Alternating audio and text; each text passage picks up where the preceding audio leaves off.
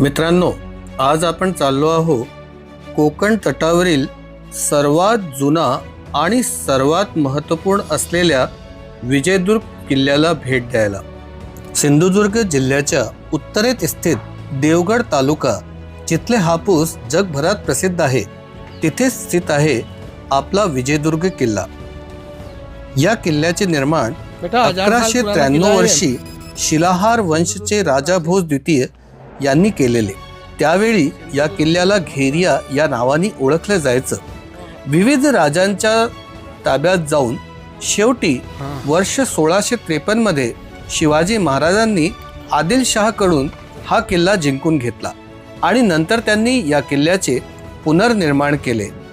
जुना किल्ला हा 5 एकरमध्ये पसरला असून शिवाजी महाराजांनी तिहेरी तटबंदी करून किल्ल्याचे विस्तार 17 एकरमध्ये केले. पुढे जाऊन हाच किल्ला मराठा नौदलाची राजधानी म्हणून उदयास आला. इथे असलेल्या समुद्रधुनीमध्ये मराठा नौदलाच्या जहाजांचे निर्माण कार्य, देखभाल, दुरुस्ती आणि पार्किंगची व्यवस्था केली जात असे.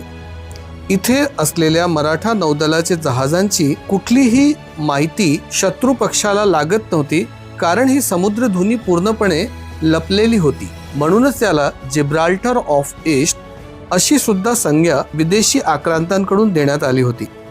एकेकाळी मुंबईपासून तर गोव्याजवळील वेंगुर्ला बंदरपर्यंत मराठा साम्राज्याच्या निर्विवाद सत्तेचं केंद्र म्हणजेच विजयदुर्ग होतं.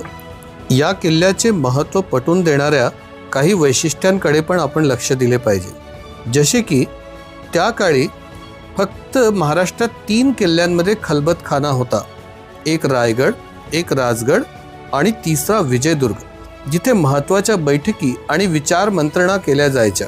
यावरून या किल्ल्याचे राजकीय महत्त्व आपल्याला लक्षात येते. सोबतच किल्ल्यामधूनच एक 200 मीटरचं भुयारी मार्ग, जो की बाजूच्या गावात निघत असे, तो पण याच्या एक वैशिष्ट्य आपल्या निदर्शनास आणून देते. त्यासोबतच समुद्रधुनीची जिथून सुरुवात होते तिथे समुद्राच्या आत जवळपास 8 ते 10 मीटरच्या खोलीमध्ये एक भिंत बांधल्या गेली, ज्यामुळे शत्रूंचे मोठे जहाज हे समुद्रधुनीमध्ये प्रवेश करू शकत नव्हते. यासोबतच समुद्रधुनीमध्ये 1.5 किलोमीटर आतमध्ये मोठ्या दगडांना कापून तयार केलेला डॉकयार्ड, जिथे की मराठा साम्राज्याच्या जहाजांची देखभाल दुरुस्ती करली जायची, तो पण इथलं एक नवलच आहे. इतिहासाच्या सोबतच या किल्ल्याचे एक वैज्ञानिक महत्त्व सुद्धा आहे. ब्रिटिश शास्त्रज्ञ सर जोसेफ नॉर्मन यांनी 1868 साली इथून एका सूर्यग्रहणचे निरीक्षण केले होते, ज्यामध्ये सूर्याच्या चारी बाजूला एक पिवळ्या रंगाचा वेगळा प्रकाश त्यांना आढळला, ज्या आधारावर हिलियम गॅस याचा शोध त्यांनी लावला होता. म्हणूनच दरवर्षी विजयदुर्ग किल्ल्यावर 18 ऑगस्ट हा हिलियम दिवस म्हणून साजरा केला जातो. चला तर आत्ता ऐकूया विजयदुर्ग किल्ल्याचा रोचक इतिहास एका स्थानिक तज्ज्ञ गाईडकडून.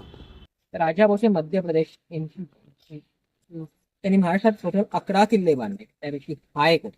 पन्हाळ्याची कोल्हापुरात जवळचे पन्हाळा किल्ला त्यांची राजधानी. त्यांच्या 1211 म्हणजे 1218 मध्ये देवगिरीच्या आदिवांकडे ठेवण्याच्या बाबतीत. 1354 मध्ये 1354 मध्ये कृष्णदेवराय कर्नाटक यांनी या जिंकले आणि यांचा 1431 मध्ये बहामनी सुलतान अल्लाउद्दीन याने या जिंकून घेऊन 1490 ते 1524 या कालावधीत बहामनी राज्याचे 5 तुकडे होते. बहामनी राज्याचे 5 तुकडे म्हणजे आदिलशाही, निजामशाही, कुतुबशाही, बिदरशाही आणि इमादशाही असे 5 तुकडे झाले. आणि तुर्कस्तानचा हा विजापूरच्या आदिलशाहकडे गेला आणि 125 इयर्स तक यहाँ पे आदिलशाह का राज था. बाद में 1653 में शिवाजी महाराज ने जीत के लिया, बाद में एक्सचेंज किया फोर्ट आणि किल्ल्याचा टोटल एरिया 17 एकर 19 गुंठे एवढा किल्ल्याचा एरिया आहे. दर्शनाला छोटा वाट 5 मध्ये गेल्यावरती पोहत ते लगेच लक्षात येते. त्यांना किल्ले पाहताना आमचे क्रिकेट असते, किल्ले हे नेहमी असं रंगून पाहिजे असतात. तिकडे घोडे पळत होते, मावळे वावरत होते, तोफांचा गडगडाट होत होता. असे अनेक किल्ले पाहिला तर नक्कीच तुम्हाला आनंद देतात. ते आपल्या ज्या शिवरायांनी स्वराज्य मिळवून गेलं आणि एका काळात नानाची मूर्ती ठरवली, त्यांचं मूर्ती मंत्र युद्ध असेल, त्यानंतर शिवरायांचा 8वावे रूप, शिवरायांचा 8वावा प्रताप, शिवरायांचा 8वावा साक्षेप भूमंडळ, मूर्तिमंत रूप असा किल्ले पाहिला तर नक्कीच तुम्हाला आनंद घेता येतो. 1 तास 1.5 तास जो काही किल्ला फिरणार आहोत त्यामध्ये भाग जरा पाहायचो. एक 16व्या 17व्या शतकातले मावळे म्हणजे तसा होण्याचा प्रयत्न करतात. जंगात लिडरच त्याला पाहिजे, अंगात शाळे वगैरे उठले पाहिजे, जसं किल्ल्याचं सादरीकरण व्हायला पाहिजे. कारण किल्ले आपल्या ज्ञानात प्रत्यक्ष किंवा अप्रत्यक्ष खूप भर टाकत. हा जिबीचा दरवाजा आहे. जिबीचा दरवाजा म्हणजे आघाडीचा दरवाजा आणि चढाईची पहिली सुरुवात मला इकडून होते. हे फर्स्ट एंट्रन्स आहे. बरोबर. हा त्यावेळेचा शब्द म्हणून तो मला वेगळा वाटतो. पारसी शब्द असा मला वेगळा वाटतो. हा. खबरदार टास मारून जाल पुढे चिंदड्या उडविण्या राई रे असे म्हणून आपले आघाडीचे नाव आहे तिकडे अहोरात्र पारा देत होते. या किल्ले पाहताना शंका आहे किल्ले टिकतात कसे. तरी बाहेरची तटबंदी आपण काही काही ठिकाणी मेल फिमेल लॉकिंग पद्धतीने बनवली आणि पुलिंगी स्त्रीलिंगी दगड असे मी लॉक केले. तेव्हा हेमाडपंथीय बांधकामाचा नमुना असं म्हटलं आहे. त्याला आपण हेमाडपंथीय बांधकाम सुद्धा बोलतो. तुम्ही जुनी मंदिरं बघितलं असाल किंवा कोल्हापूरचं महालक्ष्मीचं मंदिर तर हेमाडपंथीय बांधकामाचा त्याच्यात प्रामुख्याने गुळ, चुना, शिसं असं म्हटलं आपण. जॅगरी, लाईमस्टोन और लेट असं म्हटलं. काही ठिकाणी राळ, कात्या, हिरड्याची पानं, चुन असं बाइंडिंग मटेरियल वापरलंय. पावसाचं पाणी वगैरे आत जाऊ नये. संपूर्ण तटबंदी व्हाईट व्हाईट स्पॉट्स हो, हे सगळे तोफगोळे बसून नंतर ते बुजवण्यात आले. हा हा, ये बंबानी होके बाद में बुझाया गया. व्हाईट बापरे. व्हाईट हो बरोबर, हे रिपेअर्स आहे. 1718 मध्ये ब्रिटिश गव्हर्नर होते वॉल्टर पूल याने सर 2 दिवस तोफांचा भडीमार केला. हे तोफगोळे बसून नंतर ते बुजवण्यात आले. त्याच्याकडे किल्लेदार एक कान्होजी आंग्रे, त्याच्या नाव लाडूबाई, ज्या व्यावृत्त त्या गडाशी बरीचशी मंडळी बाहेर गेली आणि पावसाचे दिवस तो मोकासून हल्ला केला. या कवीमध्ये आणि 4 पंक्ती केल्या. त्यांचं म्हणणं असं होतं, पाणी यातल्या शंडजनांचे बंड पावलेलं आहे, विजयवंत गाजला चौकडे विजयदुर्ग घेरिया. इंग्रजांना अक्षरशः शंड म्हटलं. 2 दिवस तोफांचा भडीमार करत होता. पेंकरचा दगड हलवू शकलो नाही आणि इंग्रजांना शंड असं म्हणतात. त्यांचे अधिकारी डगलस म्हणतात, आम्ही विजयदुर्गा तोफांचे गोळे डागले का, त्याचा काही उपयोग झाला नाही. ते आपल्या जे बोळे बसतात कसे बसलेत आणि बाजूला उंचले. एवढ्या किल्ल्याचं वैशिष्ट्य ते वरती छोटे छोटे होते, एकदम वरती छोटे. ते धनुष्यबाण किंवा बंदुकीने मारण्यासाठी ते अतिरिक्त माणसे मारणे. अच्छा, उसको त्याला आपण जंगी म्हणतो. शब्दप्रयोग वापरतात जंगी मारामारी, त्याचा शब्दप्रयोग. धनुष्यबाणाशी किंवा बंदुकीचे मारे. आणि खालचे मोठे पावसाचं पाणी जायला किंवा हवा पास होण्यासाठी असतात. आणि हे चौकोने त्याला आपण फांजी म्हणतो. तोपगडा असेल, तोपगडा व्हायब्रेशन मागे येतो, रिकॉल येतो. मागे येऊ नये म्हणून त्याला उत्तर देतात स्लोप. ओके, बरोबर आहे. त्याला पण दुर्गरचना म्हणतो आणि या संपादकाने आपल्यासाठी खूप महत्वाचं असतं. तुम्ही जे आमच्याकडे येतात त्या तुम्हाला सांगत असतो की आजचा दिवस तुमचा सुवर्णाक्षरात लिहून ठेवण्यासारखा दिवस. केव्हा आणि तुम्ही महाराजांच्या मध्ये युगपुरुषांचे किल्ले म्हणताय आणि किल्ले आणि महाराज माध्यम ठेवून काहीतरी आउटपुट घेतला पाहिजे. इतिहासकार गोनी दांडेकर म्हणतात, तुम्ही डोळ्यासून किल्ले पाहू शकत नाही, कानासून किल्ले ऐकू शकत नाही आणि पायासून किल्ले चालू शकत नाही. आणि किल्ले पाहायचे नसतात तर ते अनुभवायचे असतात. बरोबर. दांडेकर स्वतंत्र असा अभ्यास, त्याला दुसरा टप्पा असं नाव द्या. या 2 टप्प्यात किल्ला दाखवतो.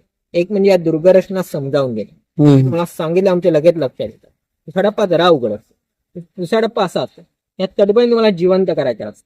या तटबंदी तुम्हाला खुणवतायत की आम्ही तोफांचा मारा ढील मजबूत राहिला अशा कुठल्याही संकल्पना उलट टेन्शन वगैरे घेऊन डॉक्टर पाण्यात खर्च कमी येतो. दुसरा टप्पा आहे आणि याच्यापेक्षा अंमलबजावणी केली नक्कीच त्याचा फायदा आम्ही किल्ले माध्यमातून तो उचलला गेला पाहिजे. तर आपल्या 21व्या शतकातलं जीवन एक फाट जीवन, आपल्या बारीक सारीक गोष्ट टेन्शन लगेच येतं आणि खर्चला तरी टेन्शन येतं. पण महाराजांनी जर 16 टेन्शन घेतलं असतं म्हणजे महाराजांना सगळं शून्यातून निर्माण करायचं. काही महाराजांनी जर 16 टेन्शन घेतलं असतं तर आपल्या स्वराज्य हा 3 अक्षरी शब्द आहे तो मिळाला नसतं. टेन्शन वगैरे घेऊन येतात, टेन्शन घेऊन कुठेही प्रॉब्लेम होतात नाही, उलट ते वाढत जात आहेत.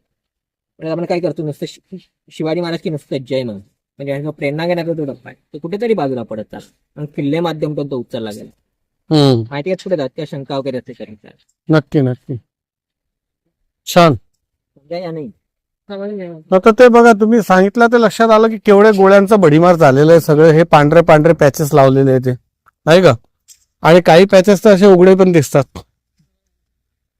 छोटी दीवार है क्या वो कितनी? इसलिए वो टिका रहा है. हाँ, बोला ना, वो सिर्फ उतने पत्थर का छोटा सा टुकड़ा गया वो. तुम्हाला समोर दिसते आपण शुक नदीची खाडी म्हणतो. बरोबर. वाघोटन नावाची खाडी आहे, बॅकवॉटर आहे. इकडून 40 मीटर लांबीपर्यंत पसरली. मुंबई गोवा महामार्गावर खारेपाटण म्हणून गाव आहे तिथपर्यंत गेले.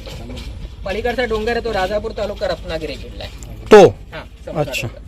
आज सिंधुदुर्ग जिल्ह्यात देवगड तालुका आहे. तटाची उंची समुद्र सपाटीपासून सांगली आहे ती 36 मीटर आहे आणि 27 बुरुज आहे. 20 बाहेरच्या साईडला आणि 7 आतमध्ये 27 बुरुज आहे. असा तिहेरी तटबंदीचा किल्ला आहे. म्हणजे खाली पहिली तटबंदी आहे, ही दुसरी तटबंदी हो. आहे आणि तिसरी ही याचा एक तिसरी. किल्ला आहे. अच्छा. याला तिहेरी तटबंदीचा किल्ला म्हणतो. म्हणजे किल्ल्याला जेवढा तटबंदी किंवा दरवाजे जास्त हा म्हणजे इकडून कोणी घुसला तर इथं अडेल, इथं अडवला तर तिथं अडेल.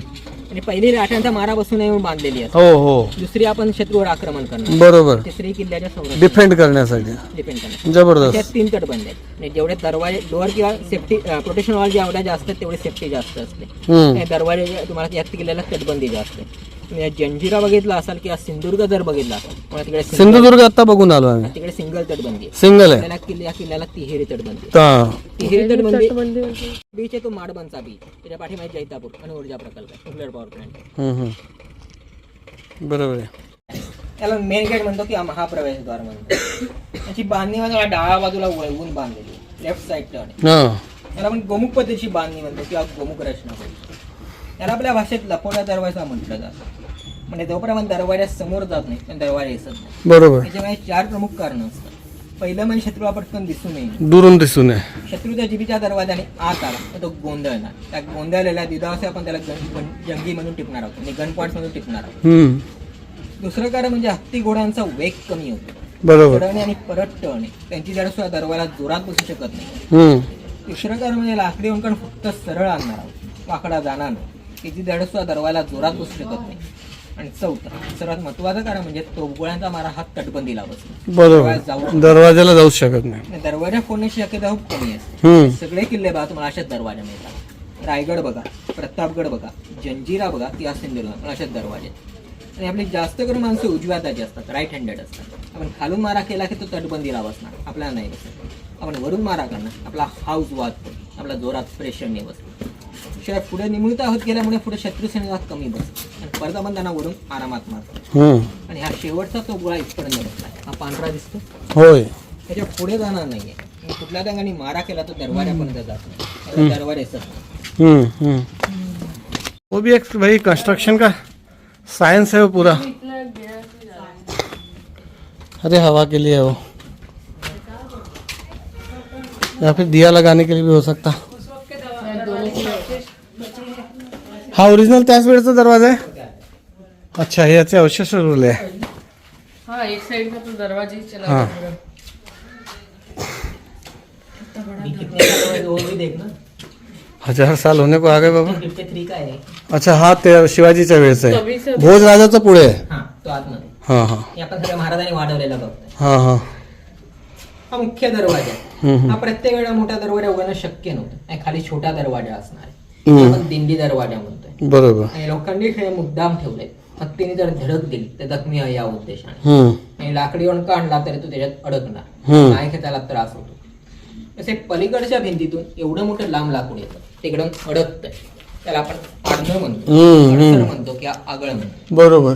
उधर से इतनी बड़ी लकड़ी आएगी, इधर आके लॉक होती वो है, उसको लॉक करने के लिए दरवाजे को. अंदर से लॉक करने के लिए. आणि इकडे जे पहाडीकडे असले प्रत्येक वेळी उभं राहणं शक्य नाही, ते 24 तास उभं राहू शकत नाही, ते दमणार. हा तात्पुरता आराम करताना ना हा भाग होता, हा हा. याला आपण देवडी म्हणतोय. अच्छा, म्हणजे आत्ताचे वॉचमन केबिन जर बघितलात तर अशाच असतात. बरोबर. सोसायटीमधले जसे वॉचमॅन कॅबिन आहे तसा. आता छोटे आणि एसी झाले.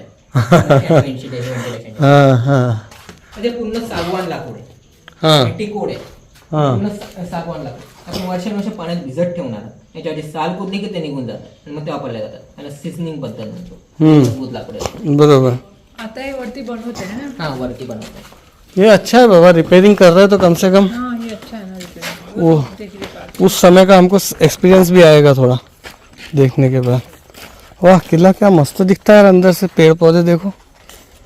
ये वर्ड तो कितने साल पुराना होगा. के साइड में जा रहा है ना अभी.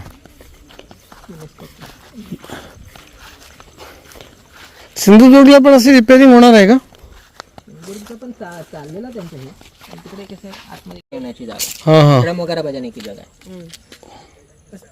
नगरखाने मुख्यतः मुख्य दरवाजावरती असतात, बाकी कुठे नसतात. हो हो, तिकडे मला पूर्ण किल्ल्याला मेसेज सुद्धा पास केला आहे. बरोबर. आणि कोणी जन्मलं, कोणाचा मृत्यू वगैरे झाला, त्याला अरे येणार असतील, आपल्याकडे होणार असेल, तेव्हा तिकडे विशिष्ट पद्धतीने वाजवलं जायचं. पूर्ण किल्ल्याला मेसेज मिळायचा. बरोबर. पूर्वी मेसेज पास करण्याचे 2च टेक्निक होते. एक म्हणजे ध्वनी, त्याचा प्रकाश, साऊंड. किती दूर असलात अतिशय वेगवान रीतीने तुम्हाला तो मेसेज पोहोचवला जायचा. बरोबर. बस तोफेचे 2 प्रकार असतात, ही एक ओतीव तोफ आहे आणि एक बांगडी तोफ. अच्छा. अशा तुम्हाला 2 तोफ प्रकारच्या तोफ आहेत. ही म्हणजे ही छोटी तोफ आहे. हो. आतमध्ये बांगडी तोफ आहे, तिकडे आपण जास्त माहिती घ्यायची. अच्छा. नाही एक हाँ, ये तो छोटी तोप के गोले भी छोटे. एक लोखंडी असतात ते किल्ल्याच्या बरोबर. वगैरे वापरतात. अच्छा. इथे लाईट नाही. अच्छा.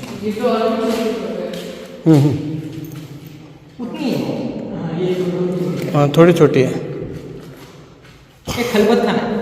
खलबतखाना हे सिक्रेट कॉन्फरन्स नावाची जागा आहे. म्हणजे आपण गुप्तचर्चा म्हणतो तिकडे होणार. अच्छा. स्ट्रॅटर्जी इकडे डिस्कस केलेलं आहे. आपल्याला सतत आणि दरबाराचा भाग प्रत्येक किल्ल्यावर बघायला मिळतो, पण खलबतखाना जास्त करून कुठल्या किल्ल्यावर बघायला मिळत नाही. खलबतखाने फक्त राजधानीच्या किल्ल्यावर असतात, कॅपिटलच्या फोर्टवर असतात. म्हणजे आपल्या स्वराज्याची पहिली राजधानी राजगड आणि दुसऱ्याने रायगड, तिकडे तुम्हाला खलबतखाने बघायला मिळतात. महाराजांनी 1664 साली आरमाराची स्थापना या किल्ल्यात केली. त्यामुळे आरमाराच्या राजधानीचा किल्ला, नेव्हीच्या कॅपिटलचा फोर्ट आहे. इकडे आपल्याला खलबतखाना बघायला मिळतो. या दगडांना डोळ्या लागण्यासाठी बारीक बारीक छिद्र आहे, म्हणजे एकदम पोरस दगड आहे.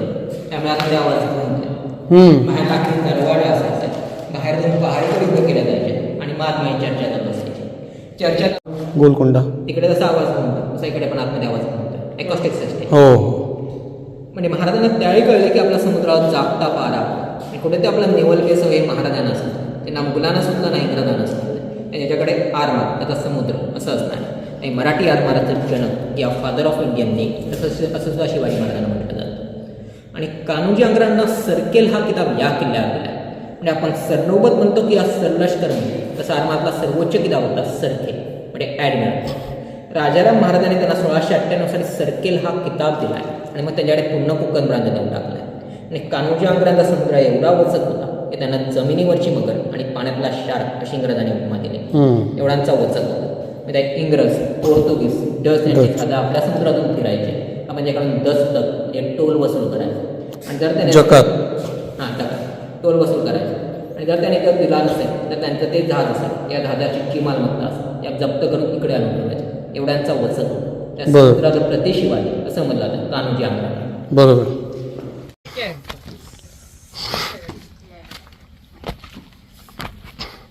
ये है ध्वजस्तंभ. हाँ, आइए. त्या पायऱ्या उंच सकाळी एवढ्या सारे ठेवल्यात कारण या किल्ल्यात इंग्रज, पोर्तुगीज, डच यांच्या हस्ते डोळा होता. आपले मावळे सह्याद्रीतले असल्यामुळे त्यांना सगळ्या खास कळगांचा सराव होता. त्यांना किल्ला पटकन जिंकला आणि किल्ला जिंकण्याचा इंग्रज पोर्तुगीज त्रास व्हावा एवढ्या पायऱ्या उंच सकल ठेवल्या. बरोबर. प्रत्येक दगड बघा त्यांनी मोजून मापून बसवला, जेणेकरून इंग्रज चढताना पडले पाहिजे, त्यांना लागलं पाहिजे. त्याला त्रास होता मागचा उद्देश नाही. प्रत्येक दगडाची लांबी, रुंदी, उंची वेगवेगळी, एक साईड मध्ये एक पण दगड नाही. बरोबर. आणि हाईट लेंथ वेट सब अलग अलग मिलेगे. हो, बरोबर आहे. सगळ्या याची एकसारखी नाही आहे. शेप नाही, एक भी नाही. आता एवढे मोठे ते आर्किटेक्ट होते तर ते ठेवू शकले असते, पण जाणून बुजून त्याला एक अंदाजच येत नाही की पहिली पायरी अशी आहे तर दुसरी कशी आहे. नहीं मतलब ऐसा करना चाहिए था, 1-2 पायरियाँ एक जैसी रखनी चाहिए थी, फिर दूसरी बदलनी चाहिए थी, फिर तीसरी बदलनी चाहिए. अरे उसके लिए आपको इतिहास में जाना पड़ेगा. रुक जाओ अभी. तसं तुम्हाला त्या संपूर्ण तटबंदी जर फिरायचं असेल तर इकडून खालून रस्ता आहे. म्हणजे तिकडे आपला दारुगोळ्याचं कोठार आहे. घोड्याने दारुगोळा घेऊन प्रत्येक बुरुजात टाकत जायचे. 20 बुरुज आहेत बाहेरच्या साईडला, पूर्ण राऊंड होतो बाहेरून. म्हणजे मग अशी म्हणाला घोडे पळत असं इमॅजिन करा, इकडून ते घोडे दारुगोळा घेऊन पळत पळत बाहेरून तटबंदीला सप्लाय करत. बरोबर आहे. बारूद सप्लाई चेन, एमिनेशन सप्लाई, यहाँ से घोड़े दौड़ते जाएंगे एमिनेशन लेके. सबसे ऊंचा पॉइंट है किले का. आणि ते मी वाचलं की म्हणजे दुश्मनाचे जहाज तिकडून यायचे तर मराठ्यांचे सगळे जहाज इथे खाडीत पार्क असल्यामुळे त्यांना दिसायचे नाही की बा यांचे सैन्यबळ किती आहे, किती जहाज आहे, लपून असायचे त्यांच्या. आळणी बुरुज म्हणजे पाहणी करणे. खाडीवरचा आक्रमण पाहण्यासाठी सर्वात उंचावर बांधलेला बुरुज वॉचटॉवर म्हणतो तो. वॉचटॉवर नेहमी उंचावर असतं. बरोबर. मुद्दाम उंच ठेवलाय आणि इकडून तुम्हाला तिहेरी तटबंदी स्पष्ट दिसते. ट्रिगर प्रोटेक्शन क्लिअर दिसते. First, second and third. आणि खाडीचा जास्तीत जास्त भाग दिसतो. बरोबर. समोर शत्रू दिसला पण खाली निरोप देणार, मग तेवढा पण त्या तोफा तयार. समुद्रापासून तर बंदर पर्यंत सगळाच भाग दिसतो इथून. तिकडे एकूण 4 किल्लेदार होते. कान्होजी आंग्रे, संभाजी आंग्रे, तुळाजी आंग्रे हे 3 आंग्रे घराण्यातले. आंग्रे घराण्याच्या 3 पिढ्या झाल्या आणि शेवटची आनंदराव झुळप आहे, ज्यांच्या आपल्या गावात वाडा आहे ते. हम्म. त्यापैकी संभाजी आंग्रे शिवभक्त होते. ते पूर्वी काही काळा कुणकेश्वर पर्यंत चालत जायचे आणि 40 लांबपर्यंत चालत जायचे. हम्म. पण पुढे त्यांना शक्य नसल्याने त्यांनी इकडे शिवलिंगाची स्थापना केली. अच्छा. त्यांना तब इकडे का ये तब का ये हा, तब काय हम्म, हम्म. म्हणजे त्यांना असा दृष्टांत झाला म्हणजे स्वप्न पडलेलं की इकडून तिकडे 2 तोफगोळे एकत्र एकाच ठिकाणी जाऊन पडणार आहे. तिकडे शिवशंकर स्वयंभू प्रकट होणार होते आणि इकडून त्यांनी 2 तोफगोळे डागले. ते 1.5 किलोमीटर अंतर जाऊन पडले आणि मग ते रामेश्वर देऊळ बांधायला सुरुवात केली. आता उजवीकडे जाताना लागेल तुम्हाला. हो. ते पूर्ण पाषाण खोदून त्यांच्या काळात देऊळ बांधायला सुरुवात झाली आहे. हा हा. तिकडे त्यांची समाधी सुद्धा आहे. भिंतीची चित्रशैली सुद्धा बघायला मिळेल. आता आम्ही जाताना बघू ते नक्की. आणि अनंतराव धुळपाणी पोहोचताना संतान नावाचं जहाज होतं. त्या जहाजात उठलेली मोठी घंटा सुद्धा आहे खाली त्या मंदिरात. हम्म. 1791 सालची अच्छा. रामेश्वर मंदिर. हाँ रामेश्वर मंदिर की बता रहे बेटा, वो जाने वाले हैं हम लोग. जो यहाँ पे रहते थे ना सेनापति जो उनको सपना आया. सपना है क्या है? तो उन्होंने ऐसे तोप फेंक ली, जहाँ पे तोप गिरी वहाँ पे उन्होंने मंदिर बनाया. आणि आपल्या मावळ्यांची घरे मातीची बांधली किंवा छप्पर एक कौलारुक्या नावाच्या झावळांची केली किंवा गवताच्या गंजने ते साकारले. त्याच्या मागे एक कारण असं असतं की तटबंदी जर मजबूत नसते तुम्ही आजमधली घरं जेव्हा मजबूत बांधा ती दगडाची बांधा ती शेतवाड्याला वेळ लागत नाहीये. आणि महाराजांनी तिकडे खर्च केला पाहिजे तिकडे खर्च केलाय आणि इकडे काटकसर केली पाहिजे तिकडे काटकसर केली आहे. एवढ्या बारीक सारीक गोष्टी त्या माझ्याकडे प्लॅनिंग होतं. आता आपल्या प्लॅनिंग नाही आहे काय. पण घर बांधताना सुद्धा बारीक सारीक गोष्टी त्याच्यात केल्या जात नाही. त्यावेळेला बाल्कनी हवी म्हणून ती बाल्कनी ठेवतो आणि काही महिन्याने किंवा काही वर्षांनी ती बाल्कनी जागा कमी पडते आणि पाणी सुद्धा टाकते. केलेला खर्च फुकट जातो आणि परत नव्याने खर्च करावा लागतो. तर महाराष्ट्र यशस्वी मागे 2च कारणं होती. एक म्हणजे यांच्या अवस्थेत प्लॅनिंग आहे आणि दुसरं म्हणजे यांची माणसं जोडण्याची पद्धत यशस्वी झाली. त्याच्या कुठे कुठली सुद्धा गोष्ट करता आणि प्लॅनिंग करून करत जा. म्हणजे महाराजांनी त्यावेळी सांगितलं की आम्ही आमच्यासाठी एवढी माणसं जोडून ठेवले की आमची रात काही केल्या पारतंत्र्यात जाऊ शकत नाही. आपण हे महाराज जाऊन आता 350 वर्ष होत आले तरी आपण स्वराज्यात आहोत. सुराज्यात नसलो तरी या बिझनेस टॅक्टिस आहेत. आणि शिवाजी महाराजांना बेस्ट मॅनेजमेंट गुरु असं म्हटलं जातं. खरे. तर धान्य गोठार पण सगळे लेकिन दरवाजा है का? दिखाता हो ये तर सुनले. आणि याच्यात मला एक गोष्ट वाटते म्हणजे एखादा गोळा आला तो कर्वनी येतो. म्हणजे तो जर दिवाळ पार केली तर तो दूर जाईल, एकदम जवळ नाही जाणार. आणि एवढ्या उंच येणार नाही तुम्हाला हा ऍक्च्युअली. एकदम आला की असं नाही पडणार ना. पण आणि एवढ्या उंच येणारच नाही. तटबंदी एवढी क्रॉस करून हा. तुम्हाला उंचवर तळ येतच नाही. बरोबर तटबंदीला खालीच लागणार तुम्हाला. बरोबर. आतमध्ये येत नाही. बरोबर. जोपर्यंत तटबंदी फुटत नाही तोपर्यंत आतमध्ये काही होणार नाही. बरोबर. याचा सुद्धा आपण दगडी छप्पर ठेवलाय आणि मला जेवढं वरती दिसतं तेवढंच जमिनीच्या खाली. अच्छा. आणि पूर्वी किल्ल्याला 6-6 महिने 1-1 वर्ष वेढा पडायचा. त्यात मला अन्नधान्य आणि दारुगोळा संपला की आम्ही शत्रूशी लढू शकत नाही. आरामात 1-2 वर्ष पुरे एवढ्या त्यात धान्य साठवलेलं असतं. बाप. हे व्हेंटिलेशन हवा पासण्यासाठी. तिकडे एक आहे आणि इकडे एक आहे अशी 2 व्हेंटिलेशन. अनाज वगैरे रखते थे 2 साल का. हाँ, हाँ. जेवढं वरती येतो तेवढंच खाली खोल होतं. हा धान्य गोठार आहे. आणि काय नीचे? आणि हा ये काय धीरे धीरे खाडीकडे उघडते बॅकवॉटर. कल्पताने समुद्रात आणलं जायचं. मग छोट्या नौकांनी इकडे आणून इकडून आपण ते धान्य कोठारात टाकलं जाणार. अच्छा. धान्य कोठारात जवळ ठेवलेत मुद्दाम. अच्छा. तसंच जलदुर्गावरती आजूबाजूला मोठे मोठे दगड मुद्दाम टाकलेले असतात. त्याच्यामुळे पहिलं कारण म्हणजे लाटांचा मारा डायरेक्ट किल्ल्याला नाही बसत. बरोबर. दुसरं कारण म्हणजे शत्रूच्या बोटीत जवळ येणार नाहीये, आपण फुटणार आहे. तिसरं म्हणजे या दगडाचं मला एक ऑयस्टर आहे, वाईट दिसतात ऑयस्टर आहे. त्याला शार्प असतात, धार असते त्याला. चालत पण येणार नाही, म्हणजे पाय कापले जातात, चालत पण येऊ शकत नाही. आणि ते हे दिसू नये म्हणून ह्याच्यावर दगड असणार. दुसरा कणा नाही इकडे मार्ग आहे. दगड असल्यामुळे त्यांना बाहेरून किल्ल्याचाच भाग वाटतो. आणि फक्त धान्य आणताना काढून ठेवायचंय, धान्यात नेलं जायचं. यहाँ पत्थर रहता था, बाद में लगा देते थे. धनुष्यबाण किंवा बंदुकीने मारण्यासाठी असतं. धनुष्यबाण किंवा बंदुकीची गोळी फुकट जाऊ नये म्हणून त्याला वेगवेगळे अँगल दिले. जिकडे शत्रू असेल तिकडेच त्यांनी मारायचं. हाँ मतलब देखो ये नीचे का भी एंगल है, 2, 3, 4, 5 एंगल है. क्या बात है, क्या एकदम जबरदस्त. हा वेगवेगळे अँगल. शत्रू असेल तिकडेच त्यांनी मारायचं. उगाच आपला बाण किंवा गोळी फुकट घालवायची. आर्मीचा नियम आहे 1 गोळी 1 माणूस. त्याप्रमाणे बाण किंवा गोळी फुकट जाऊ नये म्हणून त्याला वेगवेगळे अँगल दिले. या बुरुजाचं नाव खूप लढा तोफा 12 बुरुज आहे. खूप लढा तोफा 12 बुरुज म्हणजे एकूण 6 फांजी आहेत. अशा प्रत्येक फांजीत 2 तोफा असायच्या. अच्छा. अशा एकूण 12 तोफा असणार आहे त्या बुरुजात. बापरे. त्या बुरुजावर आपण जास्तीत जास्त ठिकाणी मारा करू शकतो किंवा जास्तीत जास्त मारा होऊ शकतो. हा सगळ्यात मोठा बुरुज आहे का याचा? अच्छा. या बुरुजावर आपण जास्तीत जास्त ठिकाणी मारा करू शकतो किंवा जास्तीत जास्त मारा होऊ शकतो.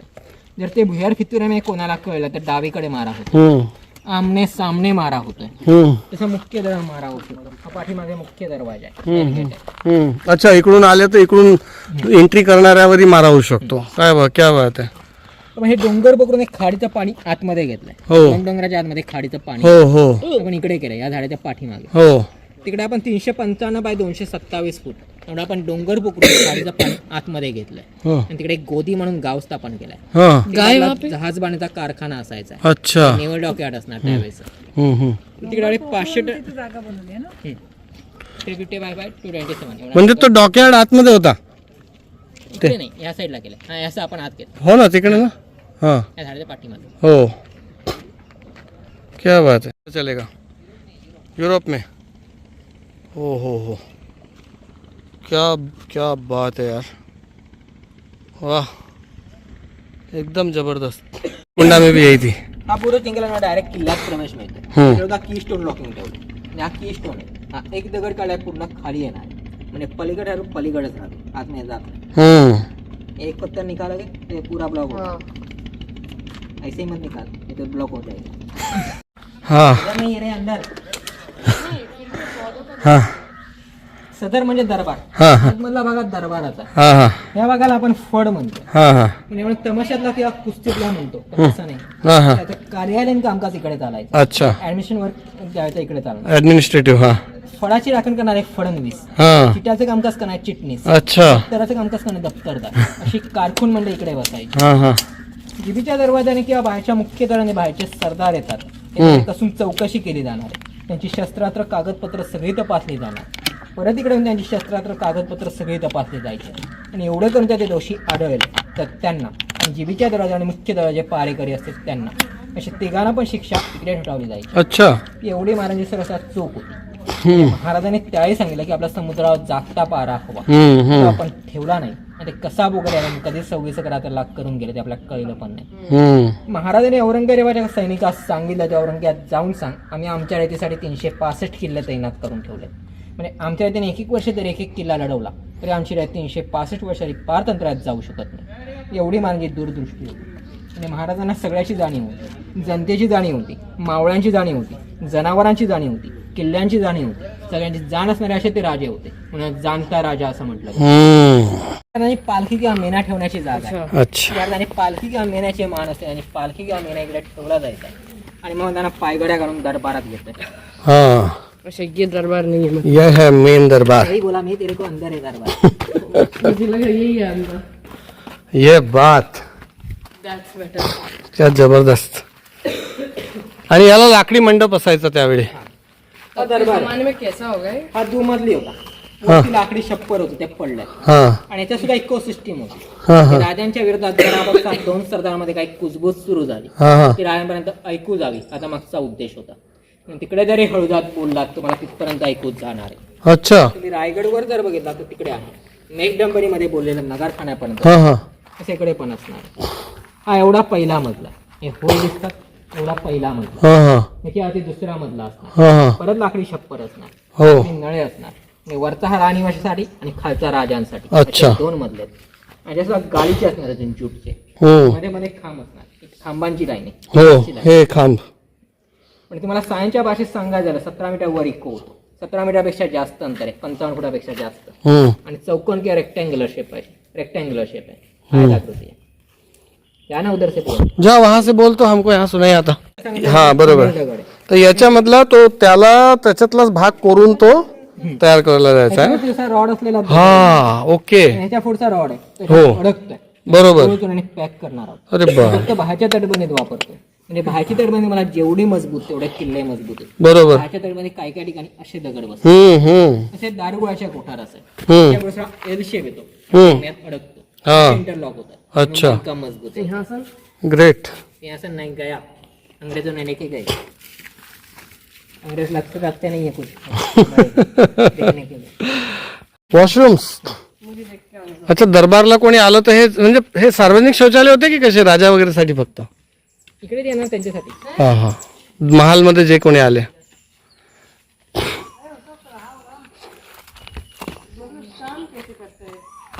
काम कैसे करता. अरे भाई उसके ऊपर कुछ रहा होगा ना सीट वगैरह. जमीन में जाएगा नीचे जाएगा. हाँ वो कुछ रहा होगा ना कवर वगैरह उस पे ये रहा होगा जुन्या म्हणजे बाले किल्ला म्हणजे मध्यवर्ती ठिकाण हा. असतं पॉईंट असतं हा हा त्याच्यात तो पण शत्रू घुसत नाही त्याप्रमाणे किल्ला हरू शकत नाही हा त्यामध्ये शत्रू घुसला की जाऊन किल्ला हरतो राईट इकडे दरवाजा होता तो आता पडलाय पूर्ण ओके बाल हा दादा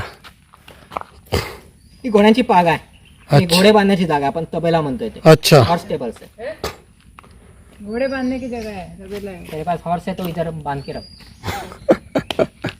हा ती दरबाराजवळ एवढ्यासाठी ठेवली कारण बाहेरचे सरदार आले त्यांची सभा संपली की नाही आपले घोडे घेऊन लगेच. बाहेर गेलं पाहिजे बरोबर त्यांना आज मला किल्ला कळता कामा नये हा. दरबाराच्या जवळ ठेवली अच्छा म्हणजे आता आपल्याकडे पाहुणे येतात त्यांना आपल्याकडे घर फिरून दाखवतोय अगदी कपाटाच्या जरीपासून सगळं दाखवतोय पण पूर्वी तसं नसायचं पूर्वी आपले पंजा म्हणा किंवा खापर पण जाणं ते बाहेरच्या लोकांना बाहेरच्या पडवीत हा. म्हणजे गॅलरीत किंवा ओसरीत बसवायचे हा काय गुळ पाणी असेल ते द्यायचं काय काम असेल ते विचारायचं आणि बाहेरच्या बाहेर जा म्हणायचे हा पूर्वी चोरीचं प्रमाण खूप कमी हा. होतं त्याचमुळे ते चोरीचं प्रमाण अलीकडे मला खूप वाढलं हा त्याच्यामागे अजून एक कारण असं असतं की आपण ठेवणीतले घोडे सुद्धा ठेवणार आहोत म्हणजे रिझर्व हॉर्सेस आणि राजे गडा असं पण गड हरतो असं वाटलं तर राजे ते ठेवणीतले घोडे घेऊन मागच्या चोर दरवाजाने गडाभर जाऊ शकतात आणि दरवाजा जवळ ठेवलेली असते म्हणजे महाराजांकडे 60% घोडदळ होतं आणि 40% पायदळ होतं म्हणजे महाराजांनी औरंगजेबाच्या पत्रात लिहिलं की आमच्या सह्याद्री साधे कल्पनेतले घोडे नाचू शकत नाही 7 ते उंट लांबची गोष्ट आहे औरंगजेबाला 3.5 लाखाची फौज घेऊन तो परत काहीच नेऊ शकला नाही तो स्वतः मेला नगरला अफजल खान सुद्धा तेवढीच फौज घेऊन आलाय पण त्याला होता आपण जावळीच्या खोऱ्यात बोलून सगळं लुटलंय त्याला होता मारलाय एवढा महाराज शांत नाही बसला तर महाराज हे पन्हाळ्यापर्यंत जिंकत गेले नेताजी पालकर सुद्धा विजापूरचा अर्धा भाग जवळपास जिंकत गेले म्हणजे घोडे होते म्हणून शक्य झालं हत्ती उंट असं तर शक्य झालं नसतं का हत्ती चालणार कधी आपण युद्ध जिंकणार कधी हत्ती असं ते शक्य झालं नसतं खरे तर शहाजीराजांनी महाराजांनी एक श्लोक सांगितलाय त्याने पाग्या देताना म्हणायचे यशातस्य राज्यम यशातस्य मेदिनी यशातस्य साम्राज्यम यशातस्य सौख्यम असा तो श्लोक होता त्यांच्याकडे घोडे आहेत त्यांचं ऐश्वर्य साम्राज्य सौख्य नेहमीच वाढीस लागतं त्याप्रमाणे महाराजांनी ते वाढीस लागलंय मेरे घोड़े इंतजार कर रहे हैं चल जल्दी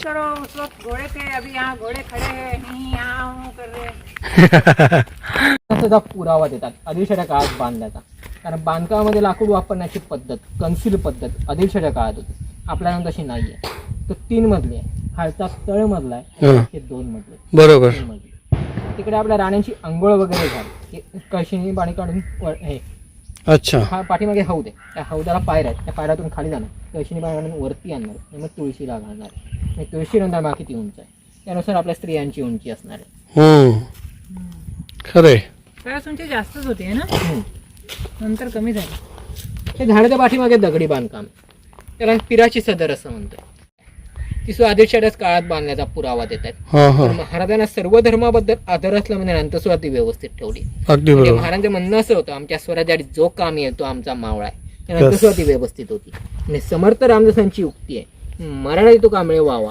महाराष्ट्र धर्म वाढवावा ती महाराजांनी सार्थ करून दाखवली मग त्या मरहट्ट असा शब्द होता म्हणजे मरण पण हटणार नाही अशी आपली त्यावेळची लोक यस कुठल्या जातीची कुठल्या धर्माची असो ती महाराजांनी आपल्या स्वराज्यासाठी घेतली आहे म्हणजे आपले कोकणातले तोफखाना प्रमुख इब्राहिम दौलत खान होते त्यांच्या जवळचे अंगरक्षक मदारी नेतर होते आपले सेनापती नूरखान बेग होते वकील काजी हैदर होते आणि अफजल खान मारण्यासाठी ज्यांनी वाघनक पाठवले ते रुस्तम जमात अशी एवढी मुस्लिम मंडळी त्या स्वराज्यासाठी खर्ची झाली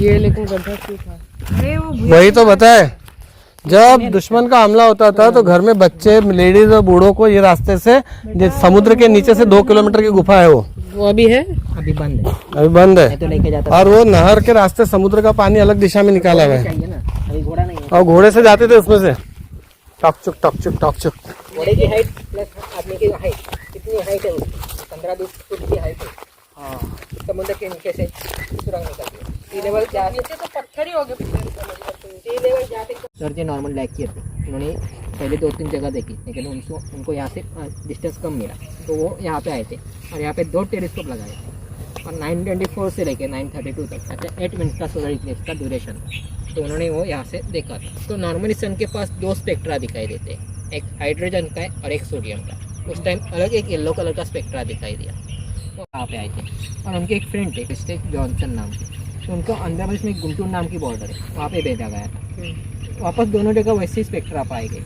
इस एक्सपेरिमेंट के बाद पता चला कि दोनों स्पेक्ट्रा एक ही है ग्रीक लैंग्वेज में हेलियस यानी हमारा सूरज है, सन है। तो सन के पास फर्स्ट डिस्कवर हुआ, इसलिए उसका नाम हेलियम ऐसा रखा गया. आणि ह्या जागेला आपण साहेबाचे ओटे म्हणतो आणि इंग्रजात आपण साहेब म्हणायचो आणि प्लॅटफॉर्म म्हणजे ओटे म्हणून साहेबाचे ओटे असं नाव दिले. आणि जगातला पहिला करून लागला या केला आपण हेलियमचं पाळणागर म्हणजे उगम स्रोत असं म्हटलं. बरोबर आहे. सूरज के पास जो डिस्कवर हुआ यहाँ से हुआ था हम्म. म्हणजे मोटरीच्या खंड तीर्थाचा वापर आपण स्वतःच्या संरक्षणी करून घ्यायचा. तसा आता आपण स्वतःच्या संरक्षणी करून घ्यायचं. खाली होल आहे, त्या होलने आपण भरतीच्या वेळी अर्ध्यापर्यंत समुद्राचं पाणी आतमध्ये घ्यायचं. खाली अर्ध्यापर्यंत समुद्राचं पाणी असायचं. आपण तोप चढवण्याला गोलंदाज की आप तोपची म्हणतो. तोपेचा असा प्रचंड असतो आणि बहिरेपणा येण्याची शक्यता असते किंवा शारीरिक इजा होण्याची शक्यता असते. आणि पलीकडे आणि युद्धाच्या सगळीकडचे तोपगाडे चालू असणार. तिकडे तोपेला बत्ती दिली, इकडे तिकडे पायाला कुठे जाणार जागा नसणार आणि खाली खंदकात म्हणजे पाण्यात येऊन ते उडी मारणार आहे. तोगळा सुटेपर्यंत ते पाण्यात दबा धरून बसायचा. तोगळा सुटला की ते बाहेर येणार आहे. तो प्रचंड गरम होते, नाहीच पाणी तो थंड करायला सुद्धा वापरू शकतात. पलीकडे जरी तटबंदीवर जरी शत्रू असला ते परत तो पाण्यामुळे इकडे येऊ शकत नाही, परत पण त्याला इकडून मारू शकतो. असे मल्टीपर्पज कन्स्ट्रक्शन. समजा तरी 5 मीटर खोल अशी एक पाण्याखाली भिंत बांधलेली.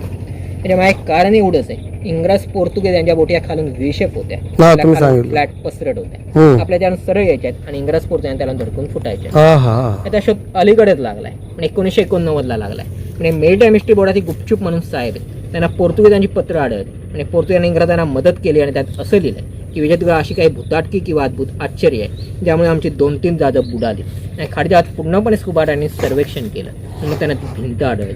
भिंत म्हणे नुसते दगड रचलेत, गुळचुण्याचं बांधकाम नाही आहे तिकडे. मी खाडीच्या एंट्रन्सला मुद्दाम टाकली. आपल्या समुद्रातून आक्रमण होणं अशक्य आहे, त्यांना किल्ला निघायचं खाडीतच जावं लागणार. खाडीत प्रवेश करतात त्यांची 1-2 जहाजं फुटली पाहिजेत. खाडीच्या एंट्रन्सला मुद्दाम टाकली. अशा आपण किल्ला होता मध्यवर्ती ठिकाणी बांधलाय. इकडं रत्नागिरी जवळ, सिंधुदुर्ग जवळ आणि शाळा खारेपाटणपर्यंत झाला, म्हणजे कोल्हापूरच्या पायथ्यापर्यंत. शत्रूला जर इकडेच वचक बसला ना तर शत्रू आरामात खारेपाटणपर्यंत गेला असता. त्यांना कोल्हापूर जिंकायला वेळ लागला नसता. वचक बसावा तेव्हा किल्ला मध्यवर्ती ठिकाणी बांधला. खालची इमारती 12 शतकातलं धान्य कोठार आहे. पन्हाळा किल्ला ते काय नाही इकडे आहेत तशी पन्हाळा किल्ला आहे. ये 12th सेंचुरी का गोडाउन है, ग्रैंड स्टोरेज है 12th सेंचुरी का, 12वीं सदी का. और ऊपर का अभी का है ब्रिटिश कालीन है, इसलिए वो गिर गया है. और नीचे का अच्छा है पुराना इसलिए. ओ तेरी की कितना बड़ा कुंड है ये. जलाशय है, वाटर टैंक. अरे बाप रे कितना बड़ा. Such huge. वाव. आपण नळदुर्ग, देवगिरी, रायगड या किल्ल्यांबरोबर होय. तुम्ही पूर्वी गेला तर कात्रज ते शनिवारवाडा असं दगडी चण्याच्या साहाय्याने पाणी घेतलं जायचं. हो हो. त्याला आपण नहर असं म्हटलं जातं. तसे इनलेट आणि आउटलेट असतात आणि वरती छोटे छोटे होल आहेत. पावसाचं पाणी आतमध्ये साठवलं जायचं. जिकडे फिनिशिंग संपतंय आणि खालचा काळा काळा भाग दिसतोय पण पावसाचं पाणी साठवलेलं असायचं. आणि पूर्वी हा धुतले जायचे कारण इकडचं पाणी आपण या पायऱ्याने वरती आणून या छोट्या हौदात होणार आहोत पिण्यासाठी. अच्छा. माती वगैरे साठून कोणाला काही इजा वगैरे होऊ नये धुतले जायचे. त्यामुळे आउटलेट असायचं. आता आउटलेट ओपन असल्यामुळे पाणी शिल्लक नाही आतमध्ये. वरती छोटे छोटे चौकोन दिसत आहेत, त्यावर आपल्या मावळ्यांचा चढण्याचा सराव केला जाणार आहे. आणि जरी तो पडला तरी तो पाण्यात पडणार आहे. त्याचा भाग आपण बुळबुळीत ठेवलाय. Rain water okay. अच्छा याला आउटलेट आहे म्हणून याच्यात पाणी हाँ पानी स्टोर. सगळा पानी देखो यहाँ पे किले का पूरा उतार होके पानी जाता बारिश का. बारिश का पानी फिनिशिंग है, वहाँ तक बारिश का पानी रहेगा. फिनिशिंग खत्म हो रहा है ना, ब्लैक ब्लैक रीजन दिख रहा है, उधर तक बारिश का पानी स्टोर रहेगा इसमें. और ऊपर के जो स्क्वायर स्क्वायर दिख रहे हैं जैसे उन्होंने ईस्ट इंडिया कंपनी बनाई थी. बर्तन कपड़े धोने हम के लिए. ये क्या है. अरे ये भी पानी का ही है बेटा. बारिश का पानी स्टोर करके बाद में धोने कपड़े बर्तन वगैरह के लिए. हाँ इसमें तो आप कुछ भी हो अपनी हाइट का वो तुलसी रंदा वो ऐसे नहीं डाल सकते क्या लिटरली. जैसे यहाँ पे ये क्यों बनाया है. ऐसे ऐसे थोड़ी पूजा करेगा कोई इतने हाइट पे.